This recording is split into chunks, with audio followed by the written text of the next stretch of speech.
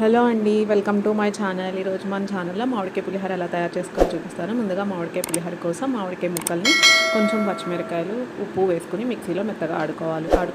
ఇప్పుడు మనం నిమ్మకాయ పులిహోర, చింతపండు పులిహోరకి ఎలా పోపు పెట్టుకుంటామో అన్నీ సమానంగా అలానే వేసుకుని లాస్ట్ పొయ్యి ఆర్పేశాక మనం ఈ మామిడికాయ పేస్ట్ని ఒక్కసారి దాంట్లో వేసుకుని వేయించుకోవాలండి.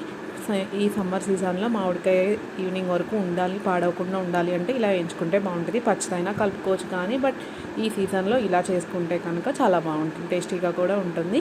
ఇప్పుడు చల్లారిపోయాక మనం అన్నంలో కలిపేసుకుందాం. ఉడకపెట్టుకున్న అన్నంలో కలిపేసుకుని తగినంత ఉప్పు, ఆల్రెడీ మనం పేస్ట్లో వేసాం కాబట్టి సరిపడినంత ఉప్పు వేసుకుని కలిపేసుకోవడమే. చాలా బాగుంటుందండి. ఈజీ లంచ్ బాక్స్ రెసిపీ కూడా. ఎప్పుడు నిమ్మకాయ చింతపండుతో చేసేటట్టు కాకుండా ఇలా మామిడికాయతో కూడా ట్రై చేయండి. మీకు కనుక ఈ వీడియో నచ్చినట్టయితే లైక్ చేయండి, షేర్ చేయండి, సబ్స్క్రైబ్ చేసుకోవడం మర్చిపోకండి.